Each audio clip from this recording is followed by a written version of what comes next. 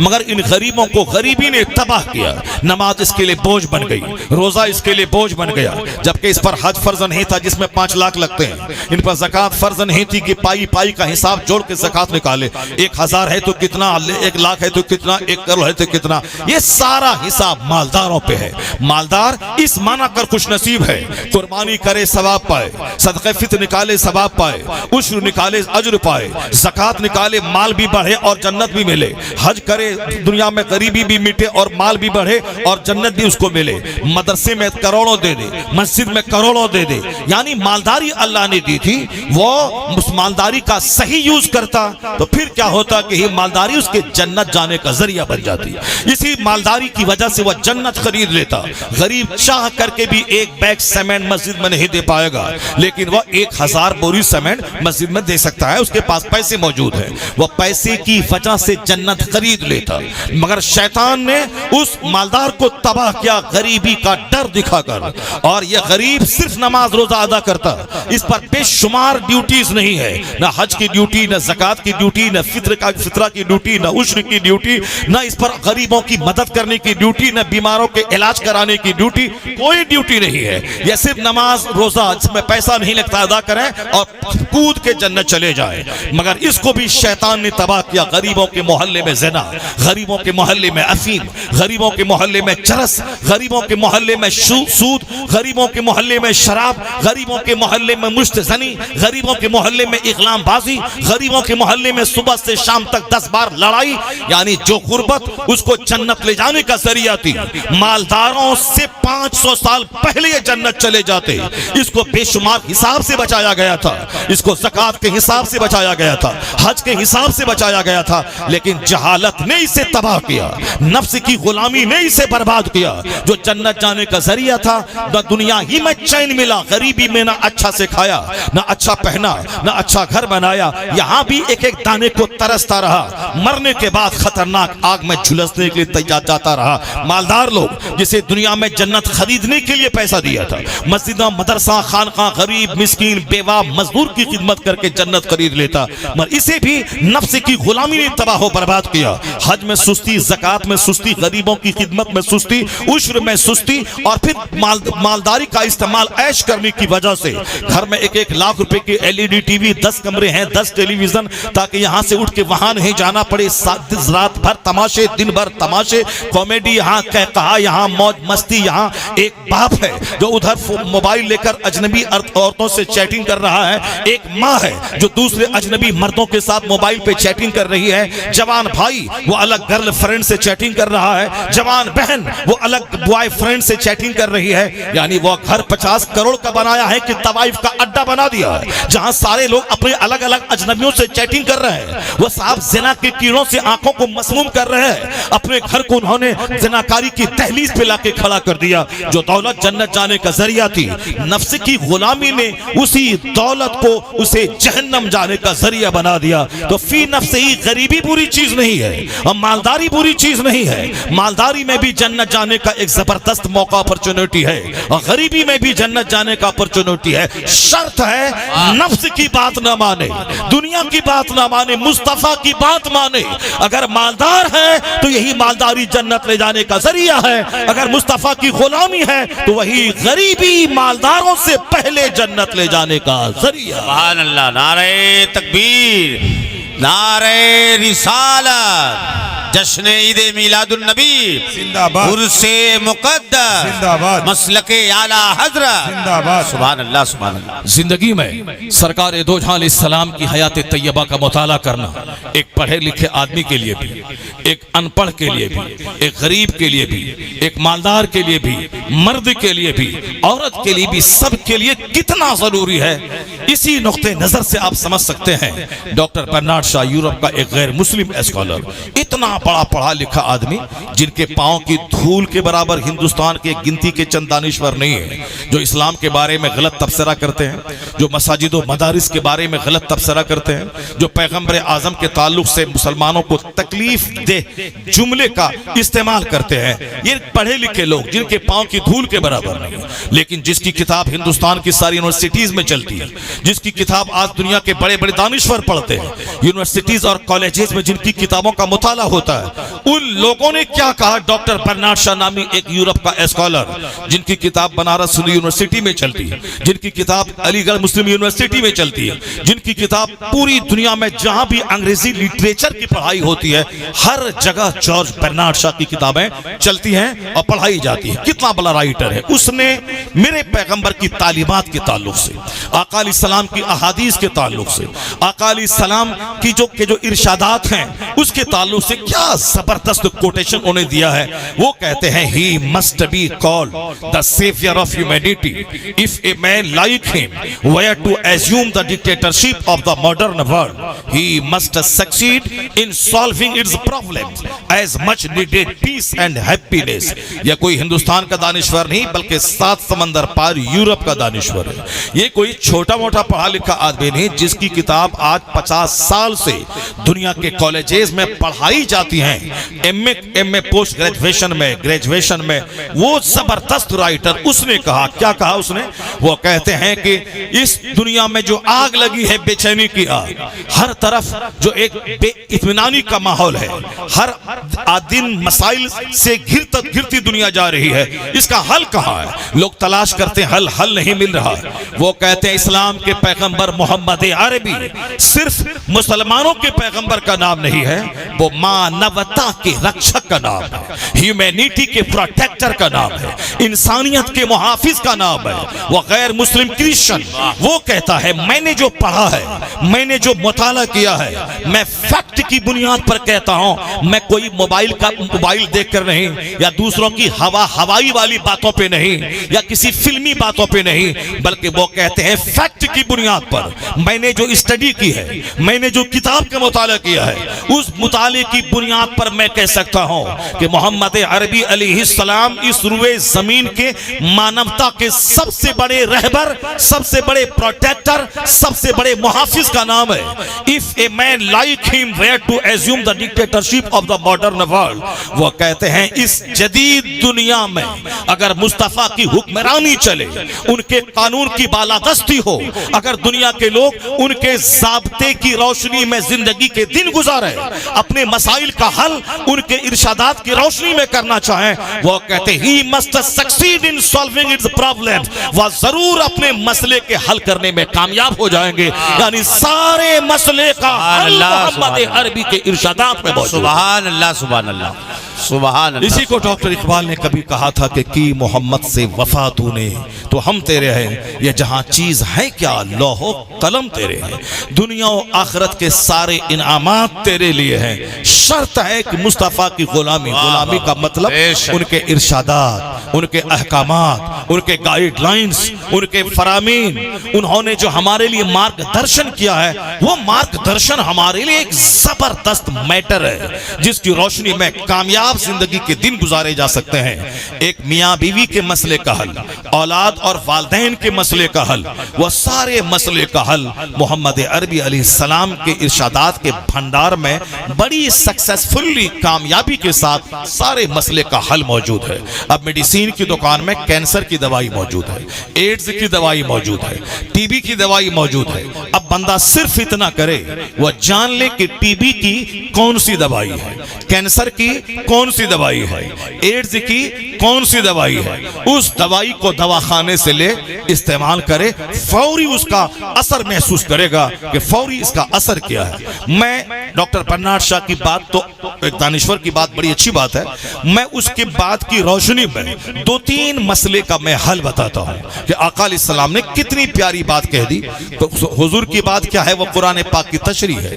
कुरान पाक अल्लाह का कलाम, हमारे पैदा करने वाले रब का कलाम है। जिस तरह हम कमजोरी का पुतला है, मेरी नींद हमारी कमजोरी, पेशाब पाखाना पेट में है दो कीजिए हमारी कमजोरी, बीमारी की तलवार गर्दन पे लटक रही है ये हमारी कमजोरी, रुसवाई की तलवार मेरी गर्दन पे लटक रही है हमारी कमजोरी। ये इंसान कमजोरी का पुतला है। ये इंसान पैदा ही हुआ है कमजोरी से, चूंकि पानी की एक नापाक बूंद से इंसान की पैदाइश हुई है। कितना कमजोर है हम, कितनी कमजोर हमारी बुनियादी तारीख है। लोग नहीं गौर करते हैं, नहीं सोचते हैं, अलग बात है, पर हम कमजोर हैं।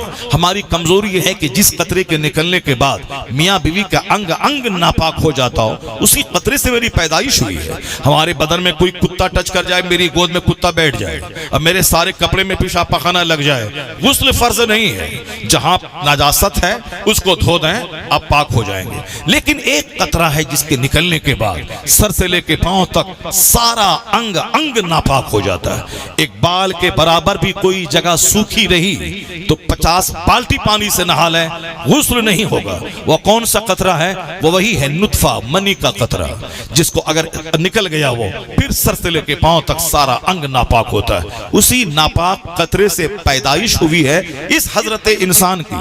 अल्लाह कहता है फलयंजुरिल इंसान मिम्मा खुलिक मिम्मा इंदाफि यखरुजु मिन बैनि सुल्बि व तराइब इन्नहु अला रजइही लकादिर। अल्लाह कहता है कि आदमी को अपनी पैदाइश पर गौर करना चाहिए, रिसर्च करना चाहिए। अक्लमंद रहेगा तब न पैदाइश पे गौर करेगा। बेवकूफ आदमी सिर्फ खाता है, हंसता है, कॉमेडी करता है, कहकहा मारता है, घूमता है। आजकल दुनिया के लोग घुमक्कड़ हो गए। घर जो अपना घर जन्नत का नमूना है, आदमी खेत में रहे, खलियान में रहे, बाजार में रहे, अपने घर में आने के बाद जो सुकून मिलता है वह सुकून बाहर कहीं दस्तयाब नहीं है। चाहे आप अपने घर से बाहर जाएं, दूसरे के घर सोने की ईंट का बना हुआ हो, वहां का सोफा साहब 5 लाख रुपए का हो, वहां सारी सहूलियात फैसिलिटीज दस्तयाब हो, फिर भी आपको जो मजा अपने घर की टूटी चटाई पे मिलता है, अपने घर की मिट्टी की दीवार में मिलेगा, वो मजा दूसरों के खरमों के महल में नहीं मिलता है। बंदा अरब चला जाता है, वहां न जाने क्या क्या चीजें अपनी निगाहों के सामने देखता है, लेकिन दिल उसका अपने घर पे लटका हुआ रहता है। वहां से जब घर आता है उसको ऐसा सुकून मिलता है जैसे अमेरिका के 220 मंजिला टावर में वो आराम कर रहा हो। घर की मिट्टी, घर की दीवार, घर का साजो सामान, अपने घर के लोग, समाज के लोग ये जन्नत का नमूना देते हैं। ये घर है, मगर आजकल घर में मन नहीं लग रहा है। आदमी बंदा घर से बाहर जाना चाहता है। घर में है, अब घूमने जाना है। घर का खाना जो ज्यादा तेल मसाला वाला नहीं होता, पेट को खराब नहीं करता, अब वो खाने में मन नहीं लगता। लोग बार बार दौड़ के होटल जा रहे हैं। हफ्ते में वीकली, बड़े बड़े शहरों में अब साहब वीकली होटल का कल्चर चला हुआ है कि आप हफ्ते में सब दिन तो खाते रहे, अब मन नहीं करता, आज किचन में नहीं जाऊंगी, खाना नहीं बनाऊंगी, आज संडे का दिन है, आज बाहर खाना। बेचारा मरता क्या ना करता, चलो बच्चों को साथ लिया, बीवी को लिया और होटल चला गया। ये होटल कल्चर चला हुआ है। अब साहब ये बीवी बोलती कि साल के 365 दिन मैं घर किचन करती रहूं, चलो यहां से 10 दिन के लिए गोवा चलते हैं, या 31 वहां रहेंगे, यानी दिसंबर का आखिरी हफ्ता वहां रहेंगे। मतलब क्या है? होटल में रहना, घूमना, खाना बनाने की तकलीफ से बच जाना। अब शौहर के पास पैसा है, वो उसको घुमाए, होटल में खाना खाए, आराम से होटल में सोए। अब वह घूमने का कल्चर शुरू हो गया। पहले मालदार लोग घूमते थे, अमेरिका से इंडिया आते थे। अब हिंदुस्तान के क्या गरीब, क्या शहरी, क्या मालदार, सबके दिमाग में जुनून छा गया है। घर में मन नहीं लग रहा है, अब घर से बाहर जाना, घूमने का कल्चर शुरू हो गया। घर जो जन्नत का मजा देता था, अब वो घर में मन नहीं लग रहा, अब वो बाहर जा रहा, बाहर घूमना चाह रहा, मौज मस्ती करना चाह रहा। सच्चाई से हटकर दूर, अपने घर में मन नहीं लगता, बाहर का कल्चर इसको पसंद है, बाहर घूम रहा है। तो क्या मतलब बाहर घूमने के बाद एंजॉय मिल जाएगा? बाहर घूमने के बाद वो बंदा की जिंदगी में मस्ती आ जाती नहीं। जब तक वो 10 दिन घूमता रहा उसी तक उसका मन लगता है, लेकिन जब वो घर आ जाता है फिर वही लड़ाई है, फिर वही झगड़े हैं, फिर वही दिन रात की तकरार है, दिन रात के झगड़े हैं। तो 10 दिन घूम करके घर वापस आ गया तो फिर क्या हुआ? उस घूमने का मतलब पैसा खर्च हुआ, टाइम गया, एंजॉय भी, हकीकी एंजॉय तो बाहर कहां मिलता है, वो घर आ गया। मगर एक कल्चर शुरू है। वो गया है सिंगापुर तो हम भी जाएंगे, वो गया है रमजान में उम्रा के लिए 5 बार तो हम भी उम्रा के लिए जाएंगे। ऐसा नहीं कि इबादत के लिए जाएं, वहां की एक नेकी 1 लाख के बराबर है, वहां का एक रोजा 1 लाख के बराबर है, वहां एक खत्म कुरान करेंगे तो 1 लाख खत्म कुरान के बराबर होगा। नहीं नहीं, वो अपनी बीवी अपने बच्चे के साथ गया है, मुझे भी जाना। एक उम्रा का कल्चर शुरू हो गया है महानगरों में, बंबई में, बेंगलोर में, दिल्ली में, बड़े शहरों में एक उम्रा का कल्चर शुरू हुआ है। वो गया है, हम हज फर्ज है, हज नहीं कर रहा है, उम्रा का कल्चर शुरू हो गया, जबकि उम्रा फर्ज नहीं है, हज फर्ज है। और हज फर्ज हुआ था 10 साल पहले, और हज में जितना डिले करेगा उतना ही बड़ा गुनाह उसके नामे अमाल में लिखा जाएगा। उम्रा किया कि नहीं किया इस सवाल नहीं होगा, क्योंकि हज के साथ उम्रा होता ही है।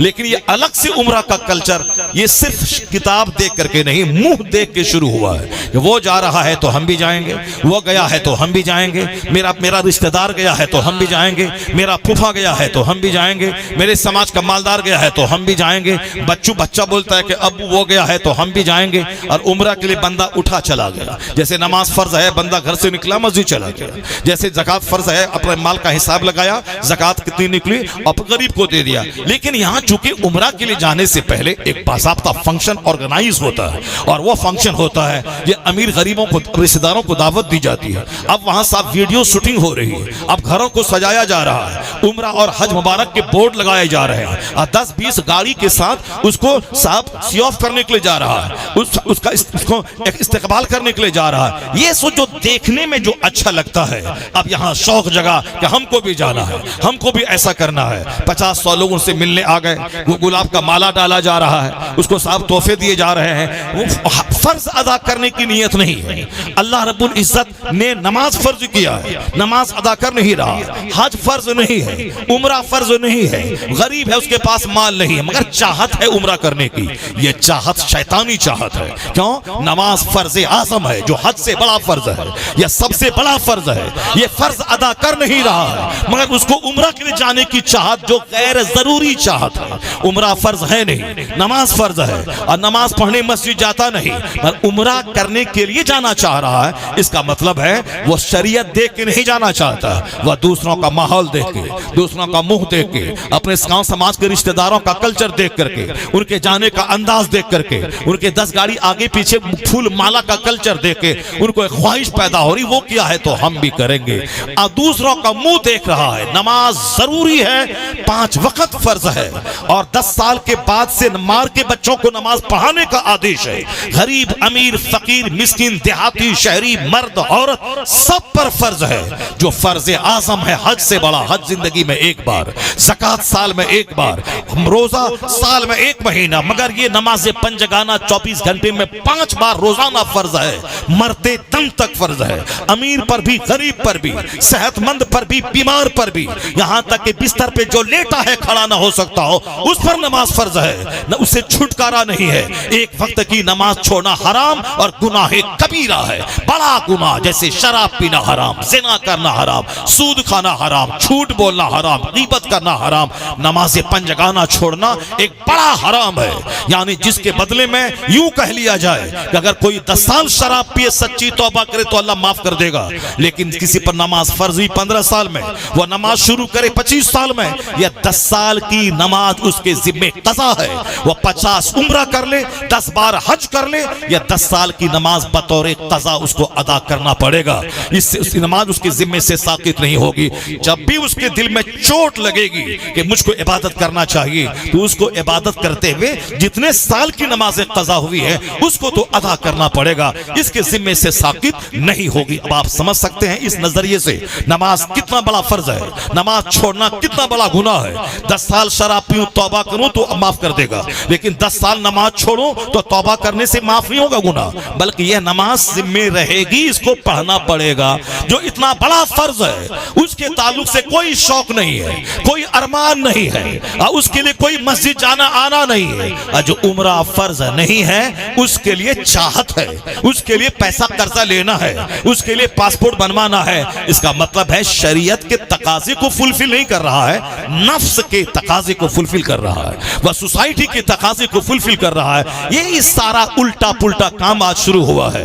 मतलब है घूमना, नाम है उम्रा का, उम्रा के बहाने घूमना है। मक्का की इलेक्ट्रिसिटी, मक्का की बिजली, वहां की सड़कें, वहां की एयर कंडीशन बसें, एयर कंडीशन होटल, वहां की आइसक्रीम, वहां का जबरदस्त 3 टाइम बफे सिस्टम का खाना, वो सब एक 15 दिन उम्रे में, हज के मौसम में 40 दिन लगे ताकि घर के काम से छुट्टी मिल गई, चलो रमजान रमजान का उम्रा मक्के में मनाया जाए, सारा रमजान वहां मना। सब पैसों का कमाल है। और फिर औरतों का कमाल है, औरतों ने प्रेशर बनाया कि मदीना जाना है, ना मदीने का है और काम रमजान की मसरूफियत और भीड़ भाड़ से बचने का है कि रमजान में इफ्तार बनाओ, उसके लिए समोसा बनाना है, उसके लिए बहुत सारा आइटम बनाना है, पकोड़ा बनाना है। अब मालदार है, चलिए रमजान मदीने में गुजारेंगे। अब एक शौहर बेचारा क्या करेगा, मदीना का नाम सुनने के बाद तो ऐसे ही हर आदमी साहब इश्क और मोहब्बत की वादी में सैर करने लगता है। मदीने का नाम बीवी ने लिया है तो बीवी ने नाम मदीने का लिया है, मदीने की मोहब्बत में नहीं लिया है।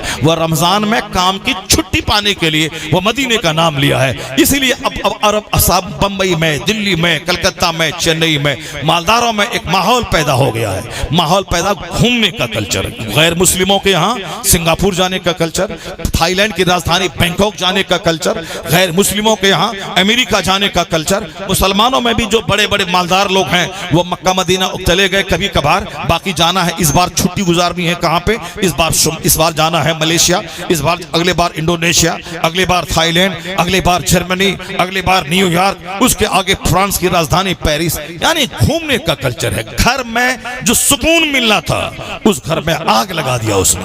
होटल का कल्चर, घूमने का कल्चर शुरू है। तो क्या मतलब, घूमने के बाद घर आ गए, उसके बाद जिंदगी में बाहर आ गई, मजा मिल गया, फिर उसके बाद खबरें मिलती हैं कि अरबपति के घर से तलाक हो गई, वहां से जहर खाने के वाकयात हो गए।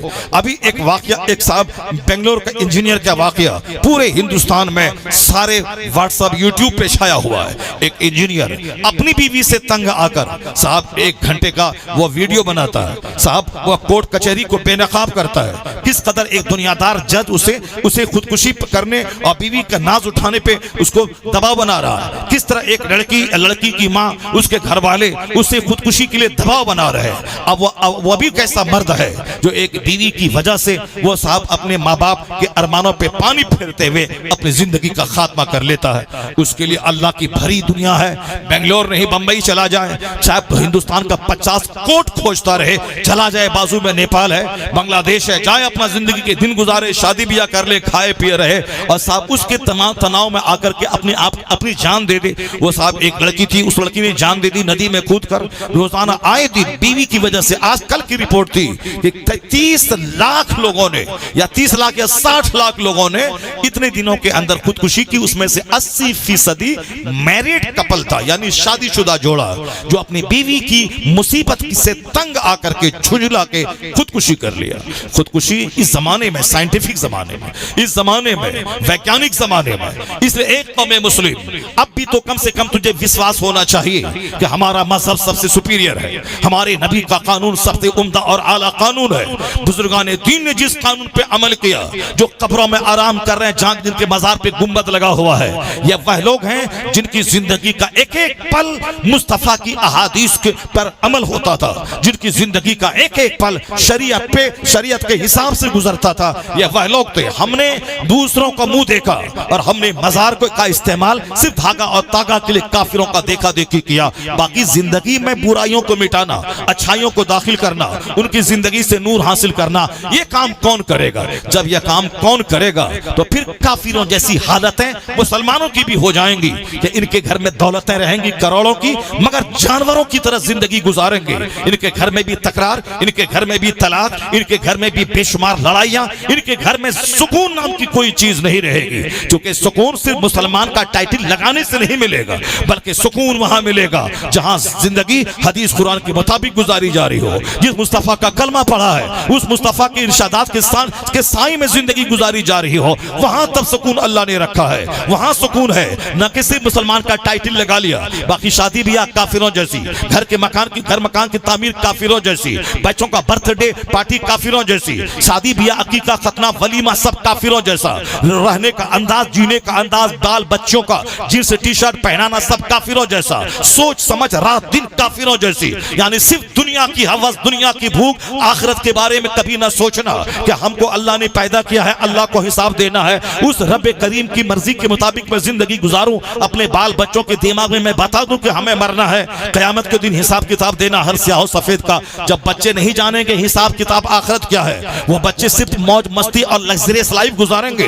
वो तो बच्चे जहां लग्जरियस लाइफ काफिरों के साथ मिले उसके साथ भाग भाग जाएंगे। अगर लड़की को पता चल जाए कि अब मौज मस्ती करनी है किसी गैर मुस्लिम लड़के के साथ, वहां वो भाग जाएंगी। ये 100% कसूर उस माँ बाप का है जो अपने बच्चों को जन्नत की बात नहीं बताई, आखिरत की बात नहीं बताई, मुस्तफा की हदीस नहीं बताई। तो फिर वो बच्चे जानेंगे कैसे कि हम पैदा क्यों हुए हैं, हमें मरना है, हिसाब किताब देना है। दुनिया का 100 साल किसी तरह से गुजार लेनी है, जहां खरबों साल की जिंदगी आखिरत की है। असल आराम वहां का, असल लज़्ज़तें वहां की बाप ने कभी बताया नहीं। तो हमने कभी आलिमों के पास आके तकरीर सुनी नहीं। तो हम तो यही सुने हैं कि फला गया बंबई, वहां कमाया और साहब 10 बिल्डिंग खरीद लिया, फला गया अमेरिका, वहां फ्लैट खरीद लिया, फला गया लखनऊ, वहां उन्होंने 50 करोड़ का विला बना लिया। तो अब हमारे बच्चों के सामने वही है, लग्जरियस लाइफ का नक्शा है। जो मकान बना ले वही कामयाब है, जो गाड़ी खरीद ले वही कामयाब है, जो बंबई में 5 फैक्ट्री डाल ले वही कामयाब है, जो साहब खूबसूरत लड़की से शादी कर ले वही कामयाब है, जो काम करने वाले लड़के से शादी कर ले वही कामयाब है।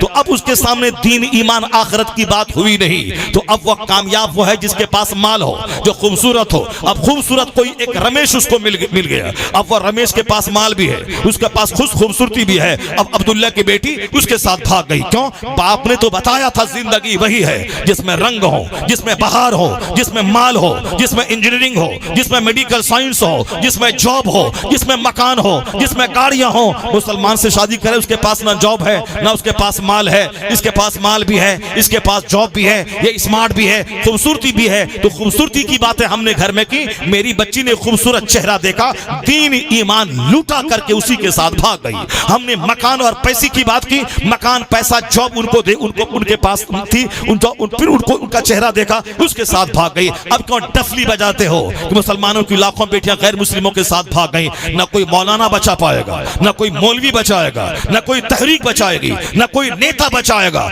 एक तरीका है कि अपने बाल बच्चों की घुट्टी में इस्लाम पिला दे, आखिरत की बात बता दे, जन्नत की बात रोजाना कर। ये बता के 70 साल की जिंदगी 5 मिनट की कहानी है। असल आराम आखिरत का, असल जिंदगी आखिरत की, जहां का एक दिन 50,000 साल का होगा। वो माँ बाप कामयाब है जो अपने बच्चों को जन्नत की बात बताने में कामयाब हो गया, आखिरत का नक्शा उसके दिमाग में डाल दिया। अगर आपने डाल दिया तो कोई वहां लग्जरियस लाइफ गुजारने का सपना नहीं रहेगा।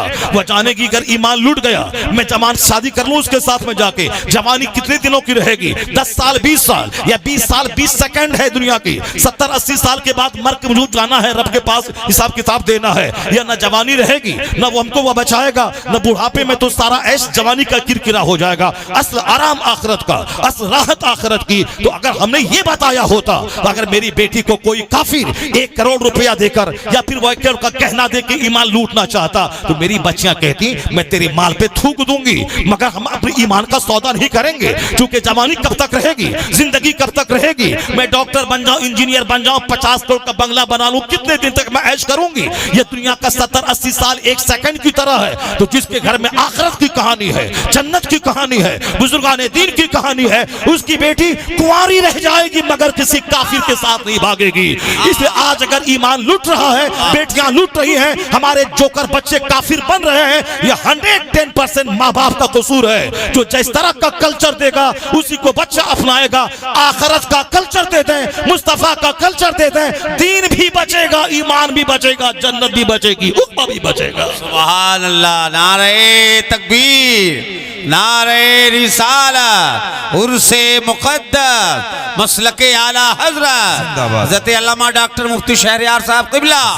सुभान अल्लाह, सुभान अल्लाह। नहीं होता है ऐसा कि जिए हम चलें पूरब तरफ और काबा पहुंच जाएं, नहीं होगा। काबा जाने के लिए मगरिब का रुख करना पड़ेगा। तो बकाबा न रसी एराबी की रह के मी रवि बतुर्किस्तान रस्त, तू काबा नहीं पहुंच पाएगा, इसलिए कि जिस रास्ते पे तू चल पड़ा है यह रास्ता तुर्किस्तान का है, काबा का नहीं है। मुसलमान जिस रास्ते पे चल पड़े हैं यह रास्ता जन्नत का नहीं है।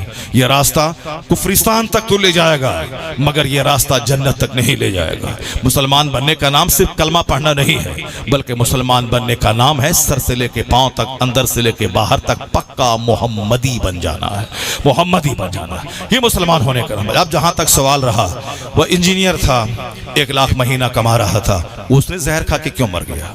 वो जान क्यों दे दी? क्यों जान दे दी? इंजीनियर 1 लाख महीना, गांव कूचे का कोई चरस पीने वाला अगर अगर वो खुदकुशी कर लेते चलो ये चरसी था, पागल था, मजनू था, लेकिन इंजीनियर 1 लाख कमाने वाला क्यों जान दिया? वो अभी चूंकि इसकी कहानी ट्रोल हो गई, सारे लोग देख रहे हैं, इसलिए लोग जान गए। लेकिन इस तरह के हजारों नौजवान रोजाना जहर खा के मर रहे हैं। एक लड़का था हमारे समाज का, नात पढ़ता था और धीरे धीरे शोहरत हो रही थी, अच्छी आवाज की मालिक था, अच्छी आवाज का मालिक था। लेकिन अब जाहिर सी बात है, बरसात के जमाने में प्रोग्राम नहीं चलता।